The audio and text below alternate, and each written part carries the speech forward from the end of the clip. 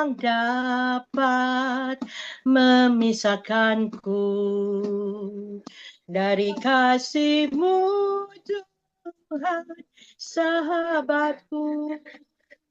Sakit, penyakit, pencobaankah, tak satu pun, tak satu pun. Pada waktu itu, Kaisar Agustus mengeluarkan suatu perintah, menyuruh mendaftarkan semua orang di seluruh dunia.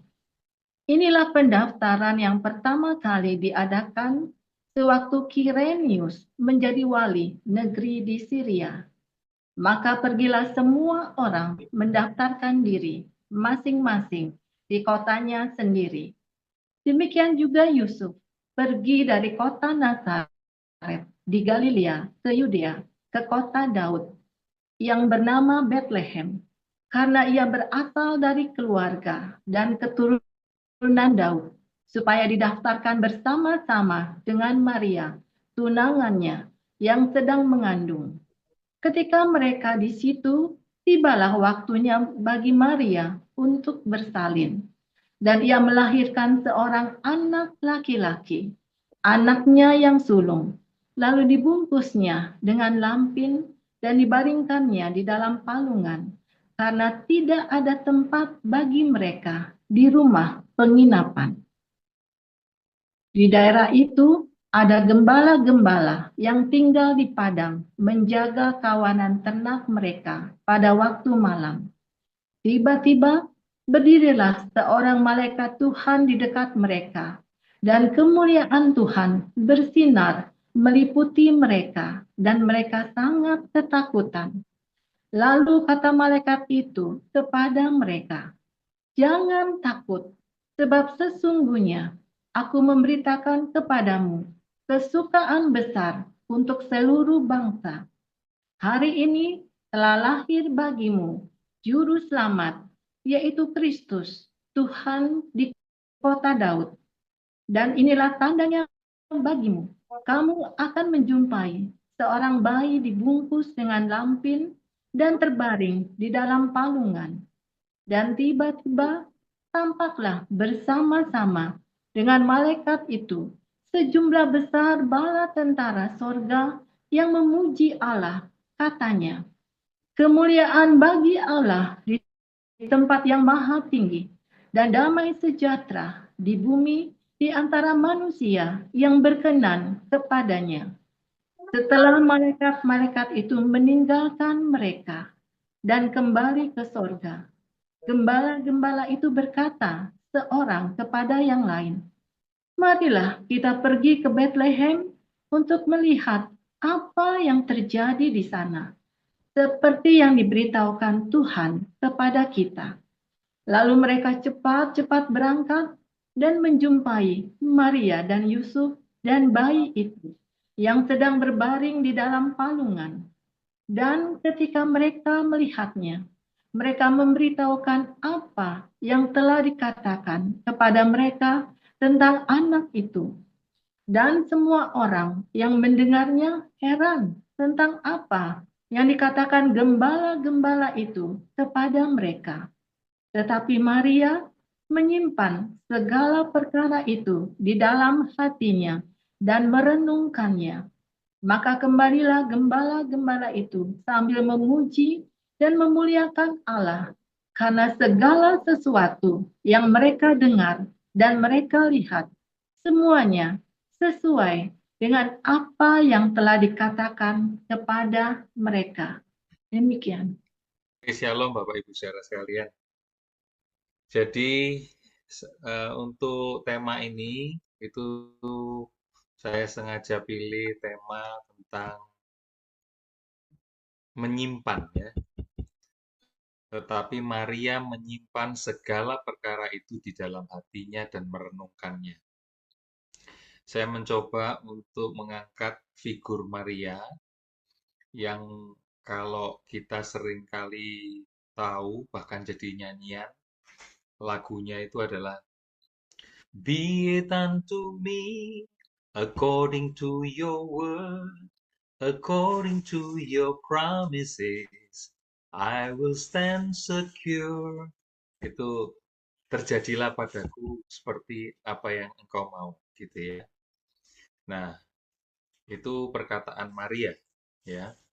Nah, jadi saya mencoba untuk mengajak Bapak Ibu yang punya karakter berbeda-beda. Ada orang yang suka bicara, apa-apa disampaikan. Ada orang yang tidak suka berbicara, apa-apa disimpan, apa-apa disimpan. Ya, sementara ini saya buat dikotomi hanya dua ya. Saya nggak bilang empat ya, tapi cuma dua. Katakanlah saya membuat hal yang gampang, ada orang yang gampang berbicara, menyampaikan bebannya, ada yang orang yang susah menyampaikannya, disimpannya di dalam hati. Ya, dua ya. Nah, lalu Maria ini termasuk yang mana? Nah, saya mencoba mengangkat ini dengan tujuan supaya orang-orang yang memang menyukai segala sesuatu disimpan di dalam hati, itu juga tahu apa yang harus dilakukannya. Kemudian yang kedua, orang-orang yang suka mengumbarnya kepada orang lain, menyampaikannya, keluhan-keluhannya kepada sekelilingnya, maka lalu apa yang perlu dipelajari dari figur Maria? Ya, kita akan coba lihat di dalam Lukas pasal 2 ayat 19, saya share screen ya, dengan terjemahan-terjemahan yang berbeda-beda ya, supaya saudara-saudara bisa memahami apa. Jadi yang tadi terjemahan baru ya sudah saya baca. Kemudian kalau di terjemahan AYT ini ya AYT akan tetapi Maria menyimpan hal itu dan merenungkannya dalam hatinya. Kemudian TL ya ditulisnya ini ya, tetapi Maryam ya tulisannya Maryam ya, menyimpan sekalian perkataan ini sambil berpikir di dalam hatinya. Ya, ingat ya, beda-beda kan? Ini sama RIS, ABIS, kemudian TSI. Tetapi Maria menyimpan semua hal itu di dalam hatinya dan terus memikirkan arti dari semuanya itu. Ya, semakin jelas ya. Kemudian MILT, namun Maria menyimpan semua kejadian ini sambil merenungkan dalam hatinya. Sheila Bair ditulis di sini, akan tetapi Maryam menyimpan semua hal itu di dalam hatinya dan merenungkannya. Ya, dan oke, seperti itu ya. Jadi saudara semakin tahu apa maksud dari ayat ini dengan berbagai macam versinya ya. Kemudian yang lain, oke ya, sama ya, hampir sama. Oke, cukup ya. Nah, mari kita sama-sama berpikir, sama-sama mencoba untuk melihat diri masing-masing. Saya termasuk yang mana? Saya termasuk yang suka menyimpannya atau saya tidak suka menyimpannya. Tetapi saya mau beritahu pada saudara, yang dimaksudkan ayat ini ya, atau yang saya ajak ya, saya menghimbau saudara-saudara untuk masuk di dalam meditate the word of God. Jadi artinya kalau ada sesuatu perkara di dalam hidupmu yang saudara kurang paham, marilah belajar untuk merenungkannya yang seringkali saya sebut di pertemuan-pertemuan sebelumnya, marilah berperkara. Berperkara itu artinya apa? Merenungkan, menyimpannya, dibawa kepada area private saudara, lalu merenungkan itu sebagai renungan-renungan saudara pribadi, kemudian memikirkannya, apa sih yang ini? Mencoba saudara cek dari firman Allah, saudara cek dari setiap peristiwa-peristiwa, saudara seperti sedang melakukan introspeksi, saudara seperti sedang melakukan sebuah perenungan, ya. Kalau bukan dalam arti kata bertapa, tapi meditasi. Jadi memikirkan sungguh-sungguh fokus gitu ya, sambil berpikir gitu ya. Nah, kenapa begitu saudara? Saya tadi kan bilang bahwa tidak membahas karakter saudara apa, tetapi lebih kepada ayo ke arah sana. Walaupun saudara adalah orang yang suka menyampaikan segala sesuatu, saudara juga perlu melakukan ini loh, seperti Maria. Begitu maksud saya ya. Karena nanti pasti yang menyanggah adalah orang-orang yang tidak bisa menyimpannya di dalam hati, selalu menyampaikannya. Yang disebut menyimpannya dalam hati ini bukan rahasia, tetapi ini adalah lebih ke arah saya mau membawa ini, saya perkarakan ini di hadapan Bapa, supaya saya tahu apa jawaban dari semua yang saya tidak mengerti waktu-waktu ini.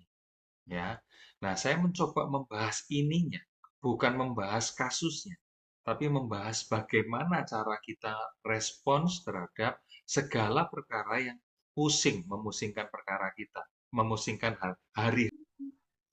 Jadi saya menyatakan bahwa perlu respon yang benar itu sebagai tindakan batin kita, pribadi kita, menghadapi semua masalah demi masalah.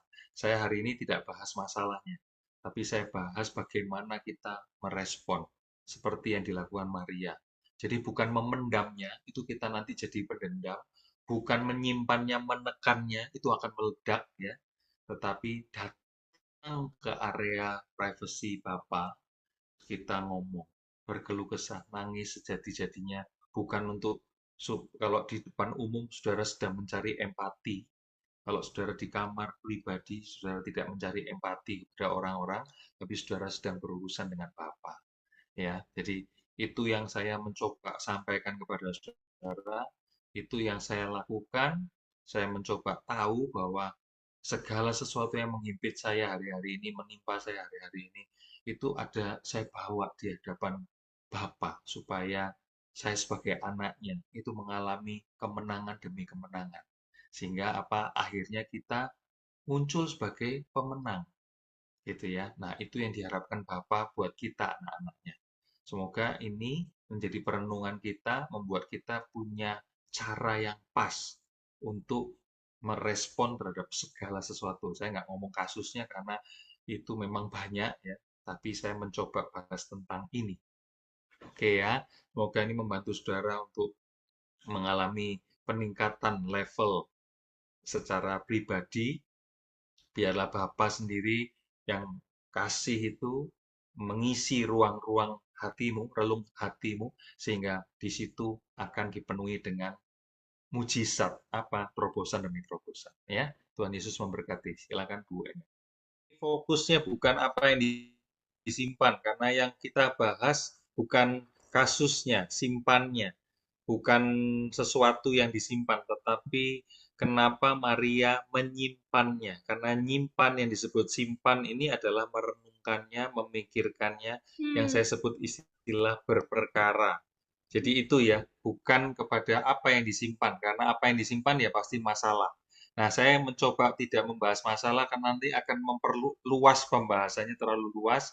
Saya mencoba membahas apa reaksi kita terhadap masalah. Jadi menyimpannya itu sebetulnya bukan simpan atau dipendam, tetapi sebetulnya lebih kepada masuk ke ruang privasi dengan Allah sendiri dan dia merenungkannya itu apa-apa saja yang terjadi pada waktu-waktu dia melihat keajaiban demi keajaiban pada saat dia melahirkan Yesus kan. Jadi ini sebetulnya kalau dikaitkan sama Natal sama ya, apakah kita memiliki Yesus yang lahir di dalam hati kita? Kalau nggak ada ya Yesus lahir di dalam batin kita, maka ya nggak ada kehidupan. Nah, itu yang sedang diperkarakan oleh Maria, dan dia merenungkan, dia memperkarakan tuh di ruang private-nya dia. Jadi dia tidak sedang ngomong-ngomong ke yang lain-lain, ke orang-orang samping-sampingnya, dia sedang membawa itu ke ruang private-nya dia dengan Bapa gitu ya. Seperti itu. Nah, itu saya ajak Oh, saudara untuk itu. iya Pak. Ini Jadi saya masih banyak bukan pertanyaan, Pak. simpanannya tetapi reaksinya gitu ya. Ya, oke, silakan. Jadi ketika malaikat datang menemui Maria itu harus disimpan. Maria menyimpannya, Pak. Jadi mana yang disimpan, mana yang diberitahukan.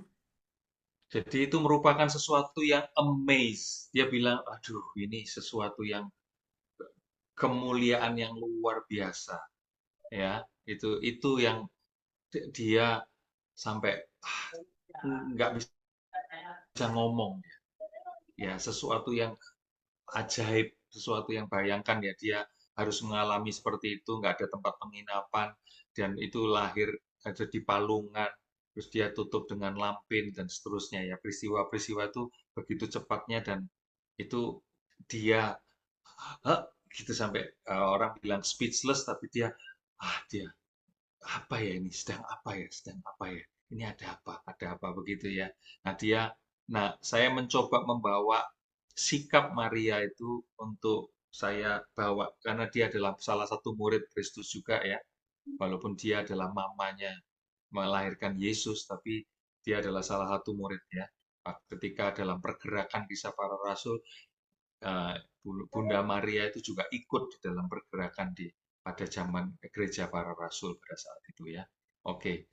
Tapi saya tidak membahas tentang kehamilan itu karena ada banyak perkara yang kita juga akan ada mengalami seperti itu, bukan hanya hamil, tetapi ada yang lain lagi. Tetapi saya lebih kepada bagaimana reaksi kita, gitu ya, saudara. Ya, terima kasih Bu Santi, bagus ya pertanyaan. Ya, silakan dilanjut ya, Bu Enda. Saya yang menjadi pertanyaan saya seperti ini. Kalau itu terhadap janji Allah, ya mungkin bisa lah persoalan itu yang tidak terpecahkan itu disimpan sendiri dalam hati apa yang Tuhan mau gitu ya. Cuma yang menjadi pertanyaan saya, dalam hidup ini kan kita bisa mengalami segala macam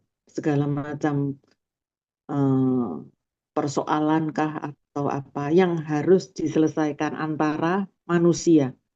Begitu. Itu bagaimana ya? Masa tetap disimpan atau perlu perlu apa? Orang lain, perlu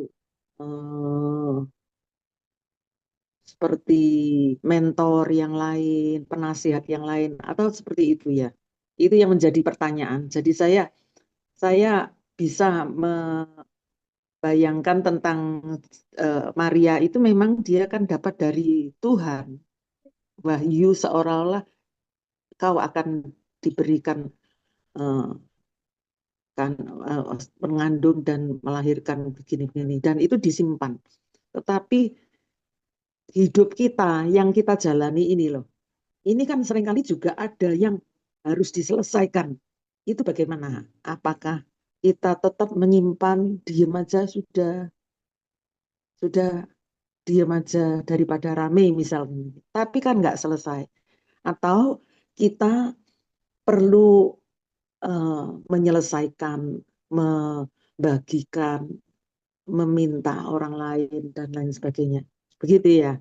Itu yang menjadi pertanyaan saya aja. Iya, makasih. Bu Erviana. Setelah Bu Erviana, Ya. Pak Martinus. Ya, Bapak Ibu. Tadi dari firman yang sama-sama kita baca ya. Jadi kan malaikat Tuhan itu kan ngomong sesuatu, mengatakan sesuatu kepada gembala-gembala ini.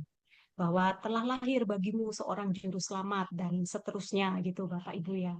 Nah lalu ketika gembala ini menemui Yesus di kandang, di situ ada kedua orang tuanya, Maria dan Yusuf ini. Nah, lalu ceritanya gembala ini kan menceritakan kepada Maria dan Yusuf apa yang dikatakan oleh malaikat. Seperti itu.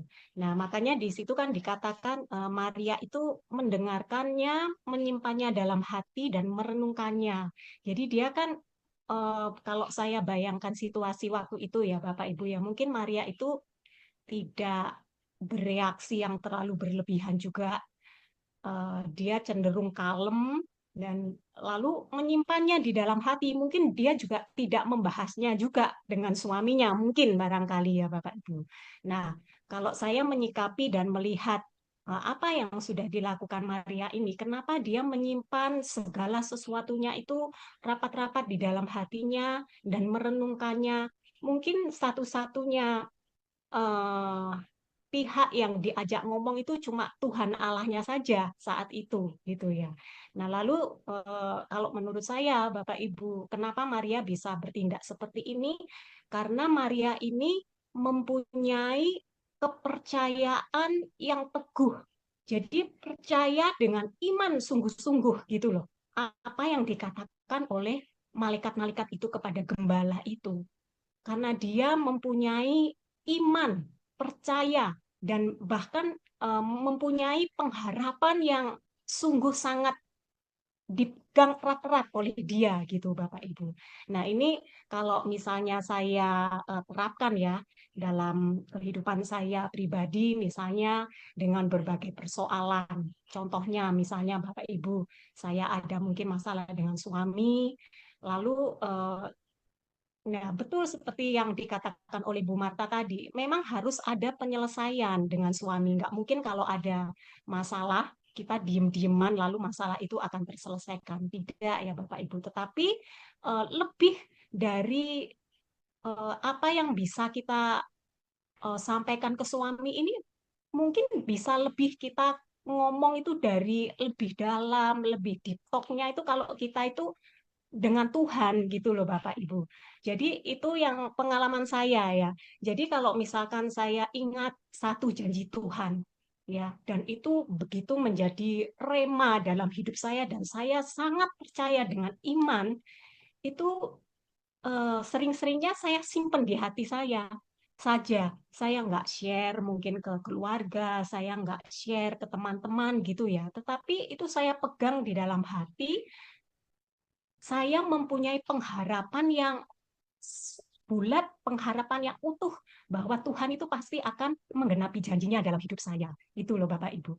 Jadi tentu saja kalau misalkan ada hubungannya, persoalan dengan uh, apa sesama kita, ya kita harus menyelesaikannya Bapak Ibu ya. Tetapi mungkin ada satu rahasia-rahasia yang ya itu yang dikatakan Pak David area privat yang cuma kita itu bisa ngomongnya tuh plong hanya dengan Tuhan kita gitu loh Bapak Ibu ya.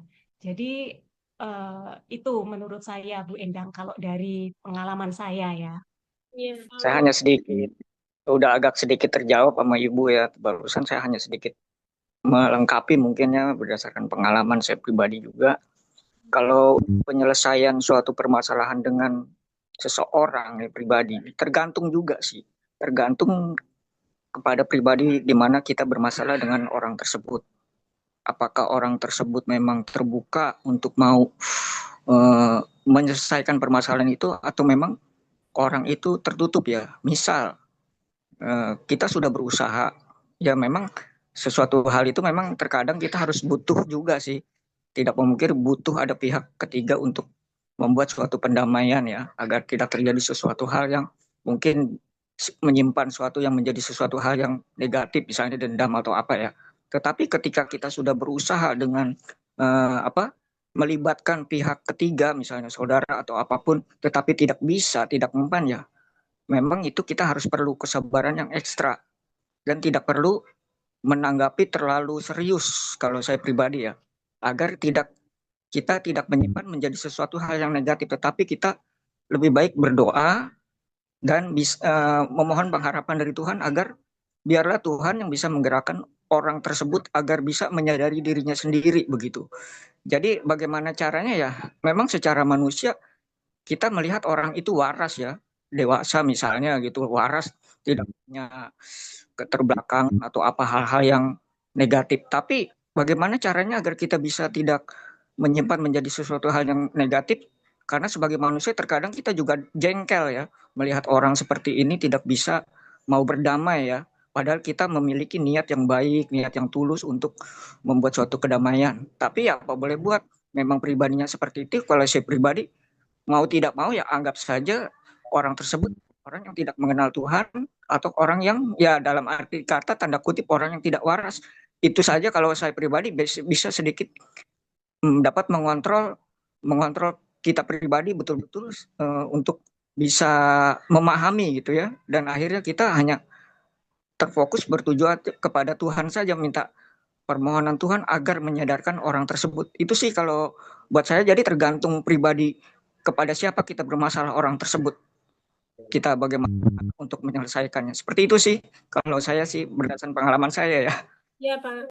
Pokok pembicaranya tentang berperkara ya, kata Pak David. Jadi kita berperkara ya. Menyimpan itu kalau Pak David bilang itu berperkara. Jadi kita selesaikan dengan Tuhan, bukan dengan siapa-siapa, dengan diri kita. Kita itu pasrah. Karena kita itu Maria juga. Punya kelemahan. Dia maaf ya, apa tuh, mau melahir hamil ya tanpa itu kan sangat berbahaya kalau menurut adat istiadat orang Yahudi. Jadi kita ini sama, saya juga begitu ya. Setelah saya mengandung keimanan kepada Yesus dan kita hidup di dalam Tuhan itu seperti seorang wanita mengandung. Jadi kita itu harus merawat kandungan itu, walaupun latar belakang saya siapa sih saya kok Tuhan sampai mau lagi terima saya dosa saya udah banyak banget, udah berulang-ulang kali kata Pak Pastor Paul. Tuhan Yesus gak datang kepada orang yang sempurna, justru kita lah yang dia ada. Kayak pertanyaan Ibu Linda Grace juga, Tuhan Yesus gak butuh orang-orang pendeta, orang-orang kudus untuk datang berkhotbah di mimbar atau di ini. Tuhan mau kita yang seperti Maria ini, yang tidak berharga, tapi berharga di mata Tuhan. Kalau di mata manusia mungkin dia tidak dihargai, karena dia seorang pemalu. Saya juga seorang pemalu, walaupun saya laki. Maria kan perempuan. Tapi itu semuanya sama di hadapan Tuhan. Jadi kita berperkara itu maksudnya berkomunikasi langsung dengan Tuhan mungkin di dalam kamar pribadi, private. Jadi jangan diombar-ambir percuma. Berarti kamu mentuhankan orang, mengadukan kelemahan dan kekuranganmu kepada orang, bukan kepada Tuhan. Berarti Tuhanmu orang atau pendeta, seperti Pastor Paul tadi di Koinonia dan di ini tadi. Jadi kita jangan mentuhankan pendeta. Pak Pastor juga marah kalau dia itu dipuji-puji, kita memuji-muji dia. Nah gitu aja, jadi kita itu berperkara dengan Tuhan, berdua aja dengan Tuhan. Karena orang lain pasti menyakiti kita. Itu aja, karena background kita kan jelas. Kita bukan lahir secara Yahudi, seperti Maria kan lahir secara Yahudi, sudah ditentukan dia akan melahirkan Yesus. Kalau kita kan enggak, puji Tuhan kita masih dipakai oleh Tuhan. Kita ini di daerah mana kita? Di Indonesia. Enggak ada di peta Israel, enggak ada. Itu aja dulu. Thank you. Mungkin aku pandangan nggak berbeda juga sih.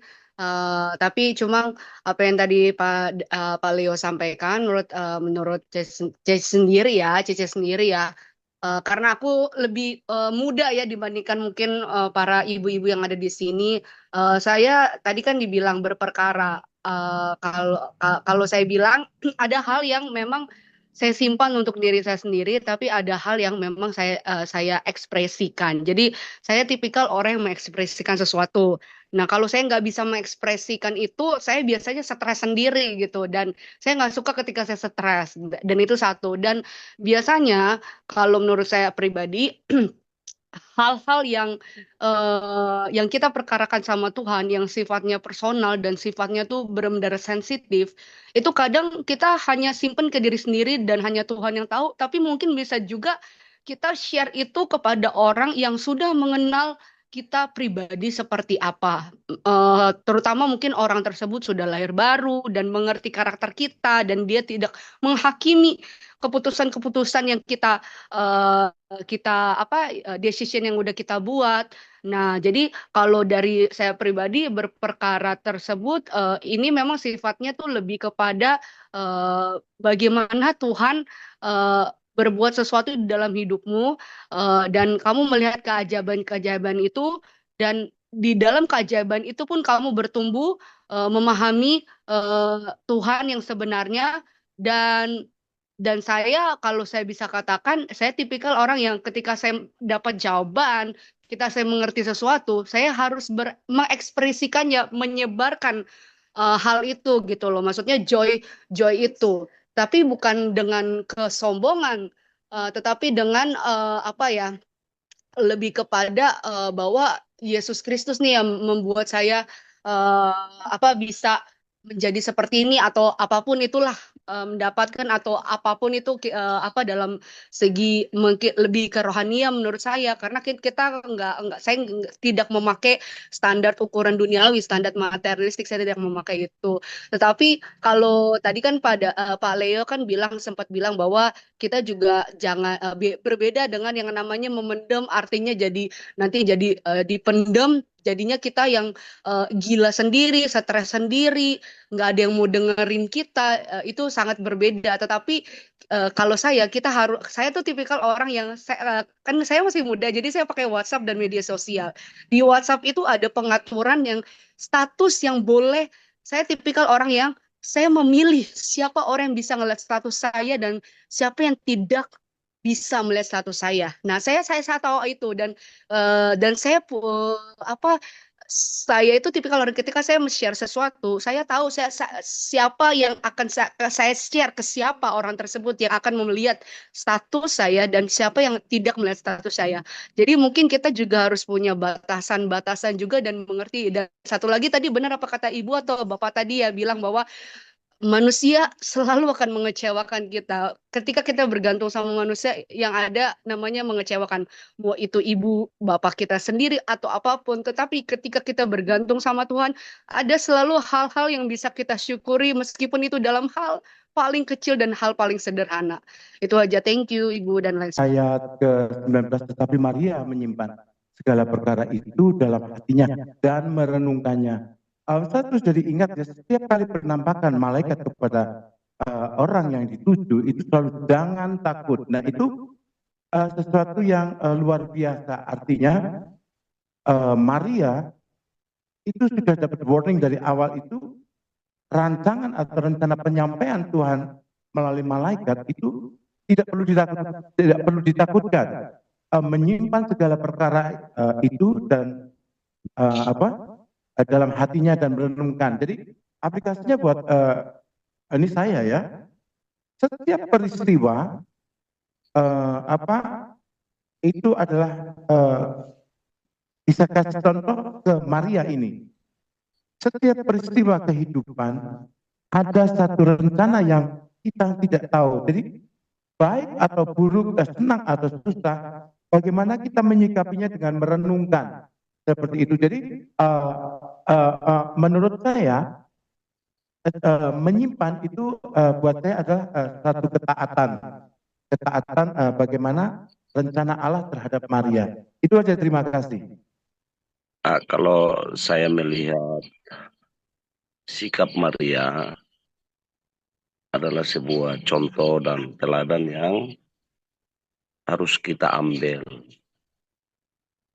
di dalam menyikapi setiap persoalan hidup manusia ini. Kan ada soal yang baik dan menguntungkan, ada soal yang kurang baik dan juga bisa merugikan. Nah, sikap Maria, kenapa saya bilang kita harus harus menjadi contoh buat kita. Kita seharusnya mengikuti sikap Maria untuk bagaimana kita menyikapi sebuah persoalan yang datang pada kita, dalam tanda kutip, persoalan yang merugikan buat kita. Nah, apa yang menjadi perenungan kita? Kita harus merenungi siapakah diri saya sebenarnya sehingga saya harus mendapatkan sebuah cobaan yang sebegini berat. Nah, demikian juga dengan bagaimana kita menyikapi sebuah persoalan yang menguntungkan. Saya ambil contoh misalnya mendapatkan hadiah mobil. Siapakah diri saya sesungguhnya di hadapan Tuhan sehingga saya dipercayakan Tuhan untuk menerima berkat yang begini besar.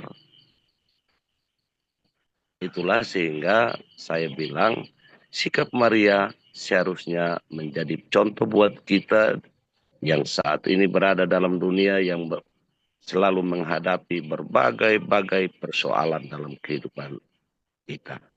Mungkin dari saya hanya itu, Ibu. Sekian dan terima kasih. Oke, Shalom buat Saya juga belajar dari yang Maria ini ya. Jadi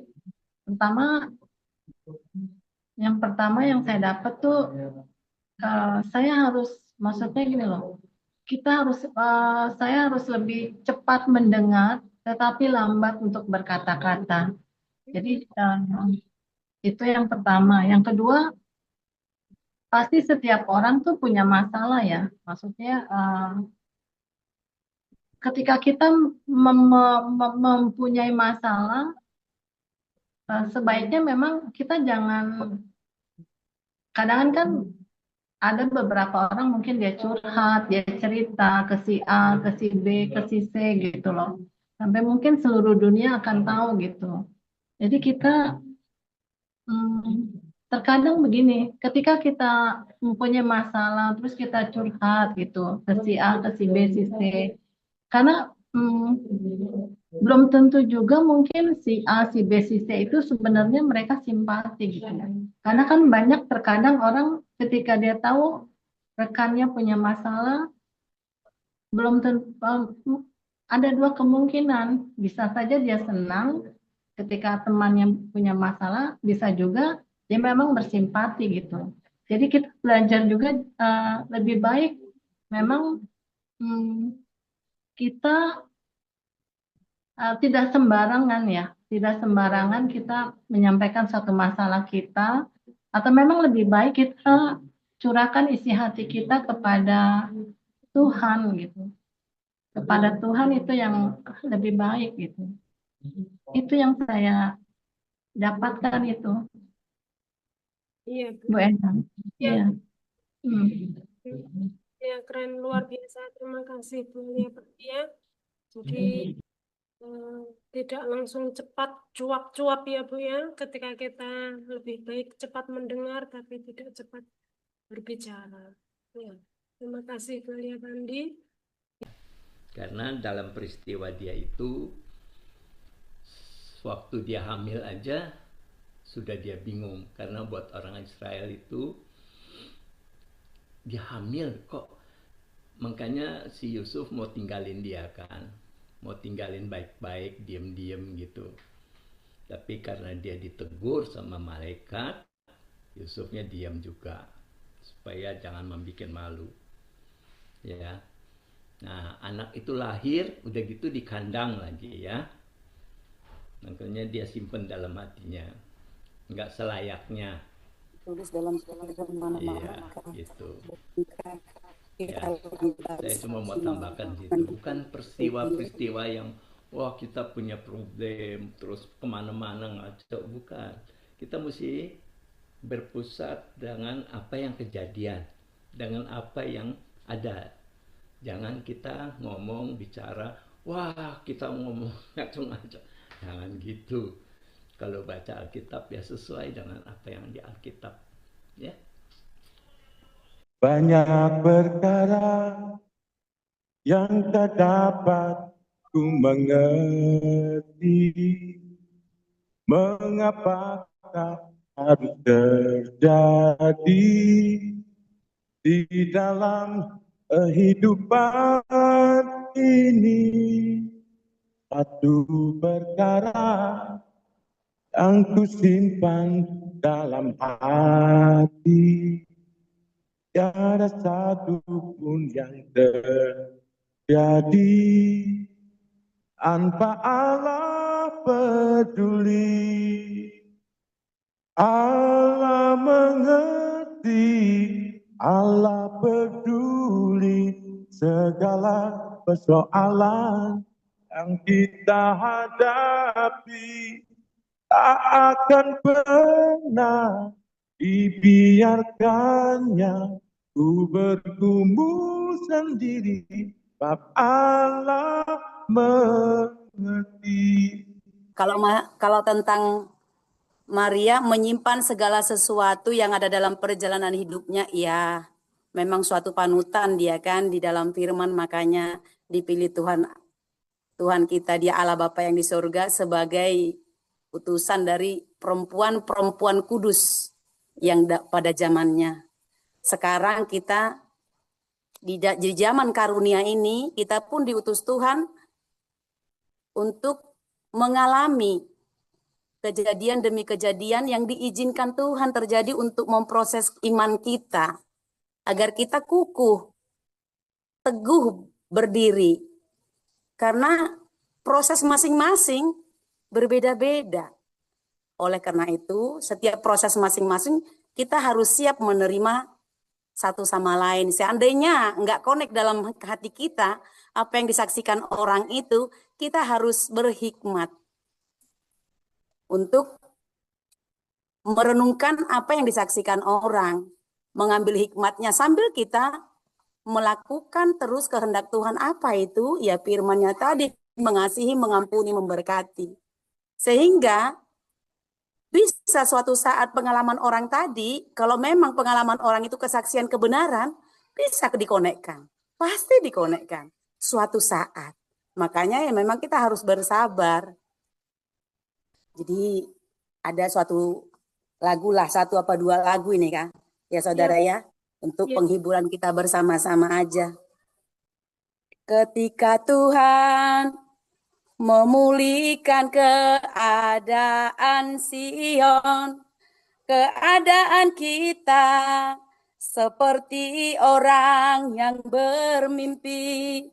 Waktu itu mulut kita penuh dengan tawa, lidah kita dengan sorak-sorai yang menabur dengan mencucurkan air mata, akan menuai dengan bersorak-sorai, yang berjalan menangis sambil menabur benih, pasti pulang membawa berkat-berkatnya. Kita buat suatu pegangan, sekalipun kita menangis, sekalipun kita merasa tidak ada yang mendengar, yakini.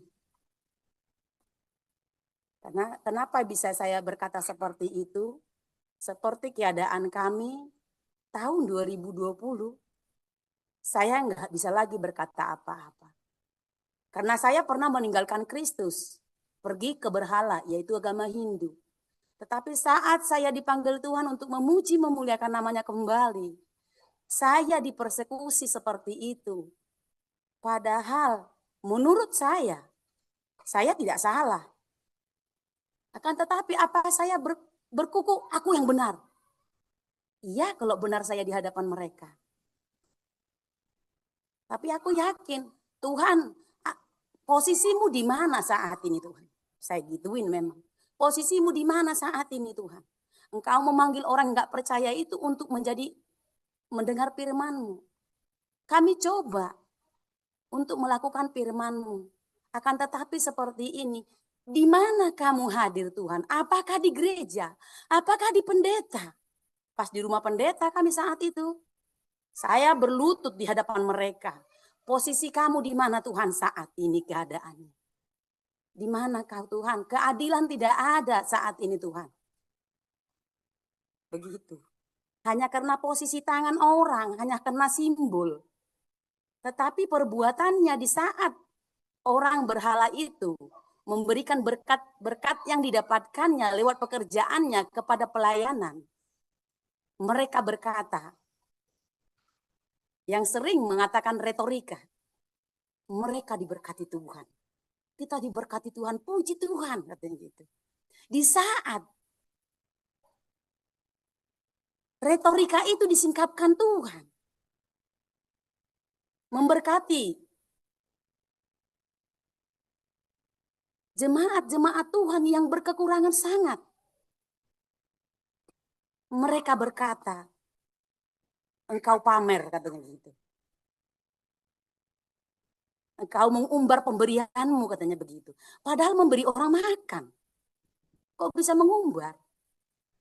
Nah disitulah tahun 2001 akhir kalau nggak salah itu, dikonekkanlah kami dengan channel ini. Oh, kok ada seperti ini ya, melayani jemaat padahal lewat online. Online kan banyak yang kita tidak tahu nih, siapa-siapa ini, latar belakangnya. Tapi dia yakin dan percaya, memberi makan orang, yakin dia dan percaya. Oh, dan pengajarannya bukan harus ke tangan dia, bukan harus ke empeti ke dia, tetapi di sekelilingmu, keluargamu. Nah, inilah yang benar-benar saya simpan selama ini dari apa yang didapatkan bapaknya. Saya nggak pernah menyaksikan ini ke pendeta yang asli di sini, nggak mau saya. Saya simpan sampai detik ini. Tetapi saya ikuti jejak langkah bapaknya. Harusnya kemana dia ini? Puji Tuhan. Sampai detik ini. Ya tetap diakonnya itulah. Nggak ada yang lain. Jadi di saat itu, walaupun ada satu lagu juga yang bisa menguatkan saya, sekalipun itu ada hamba Tuhan yang mempopulerkan lagu itu, tetapi aku tidak mengagumi atau tidak suka dengan hal-hal mujizat-mujizat yang seperti yang diperbuat selama ini para bapak-bapak gereja. Tetapi lagu ini kan hanya memuji Tuhan. Satu lagi, lagu lagi Bu Endang. Silakan Bu Heni. Acara kita ya. Iya. Untuk dari saya Bu Endang. Penolong yang selalu setia, memenuhi keperluanku. Tak pernah dia mengecewakan. Yesusku tak pernah gagal. Segala perkara dapat ku tanggung. Di dalam Dia yang memberi kekuatan. Tuhan Yesus penolong dan sahabat. Tetap percaya Tuhan setia. Begitu Bu Endang, makasih. Oke, terima kasih Bu Heni. Ya. Dan lagu dari Bu Heni ini Bapak Ibu itu sekaligus menutup ya. Menutup jumpa kita sore ini.